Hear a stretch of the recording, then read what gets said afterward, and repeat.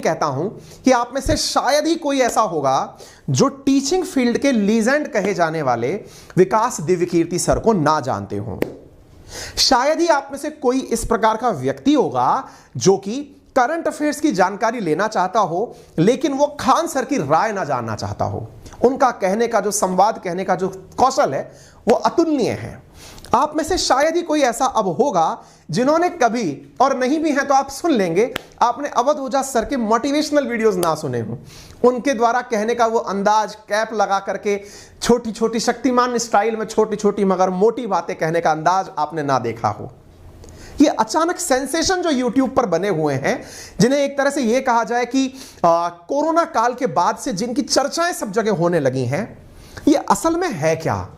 एक तरफ अब ये सब चीजें, क्योंकि मैं आपको जो अपने ज्ञान के आधार पर, मैं ये नहीं कहता कि मैं सर्वज्ञानी हूं या अहम ब्रह्मास्मि हूं, मैं भी, चूंकि आप मेरी एक छोटी सी ऑडियंस है, मेरे पास भी कुछ सीमित संख्या में लोग हैं जिनसे मैं अपनी राय साझा कर रहा हूं, थोप नहीं रहा हूं। आपका मन करे आप सुने, आपका मन करे आप छोड़कर चले जाएं, लेकिन चूंकि आपने मुझे इतना स्नेह दिया है, आप लोग मेरे साथ कनेक्ट रहे हैं, ऐसी स्थिति में आपके मन में यह चीज कैसे क्लियर हो उसका मैं प्रयास कर रहा हूं। जैसा मैंने शुरुआत में क्या कहा, बायजूस अपने साथ शाहरुख लेकर आते हैं, अनअकैडमी अपने साथ धोनी लेकर आते हैं। ये लोग आने के नाम पर भर भर के पैसा लेते हैं। आप क्या कहेंगे, सर आपने पैसा नहीं लिया क्या? आप भी तो अनअकैडमी पर एडुकेटर हुआ करते हैं। हमने कहा बिल्कुल। आपने पैसा नहीं लिया? बिल्कुल लिया।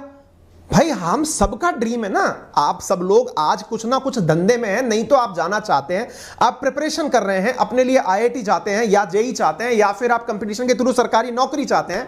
आप कुछ ना कुछ जरूर चाह रहे हैं, और जब आप कुछ ना कुछ जरूर चाह रहे हैं तो ऐसी स्थिति में आप भी वहां पर जॉब चाह रहे हैं। तो ऐसी स्थिति के अंदर यहां पर जो सबसे इंपॉर्टेंट चीज निकल कर आती है वो क्या है कि इन लोगों को अपने प्रमोशन के लिए बहुत सारे चेहरे चाहिए, और हम जैसे लोग वो हैं जिन्होंने अपनी जो फील्ड है वो एजुकेशन में ही बनाई है।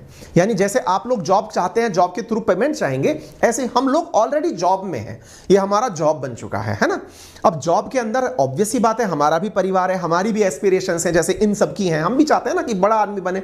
कुछ लोग कह देते हैं, कुछ लोग नहीं कहते हैं, बस फर्क इतना ही है ना। मैं थोड़ा सा बातों को डिप्लोमेटिक कहना नहीं जानता, तो आपसे स्ट्रेट फॉरवर्ड निकल के सामने आ जाता हूं।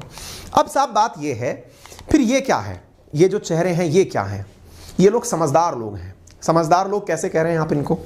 समझदार लोग मेरी समझ के आधार पर हैं, हो सकता है आपकी नजर में ये और ज्यादा समझदार हो। मेरी नजर में ये है कि इन सब ने अपनी इमेज को इतना बनाया कि एक बहुत बड़ा खर्चा बचा लिया।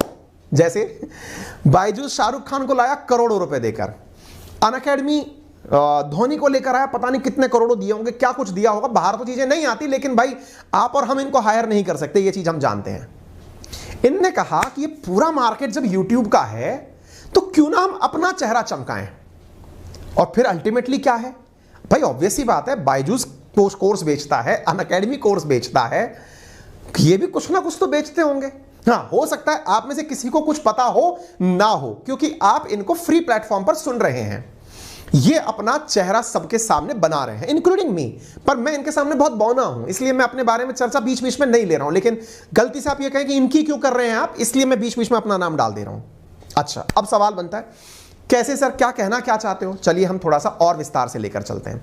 शुरुआत में जिन मैंने आपसे अलख पांडे की चर्चा की, जिनका नाम यहां पर है, ये मां साहब 2.0 में शामिल कैसे हुए, मैं आपको तरीका बताता हूं। इन्होंने क्या किया, इन्होंने एक बहुत सही गणित समझी। गणित क्या समझी कि यार ये बड़ी बड़ी कंपनी करोड़ों रुपए खर्च कर रही हैं, इसको बचाओ और बचाकर अपना चेहरा चमकाओ। चेहरा चमकाया।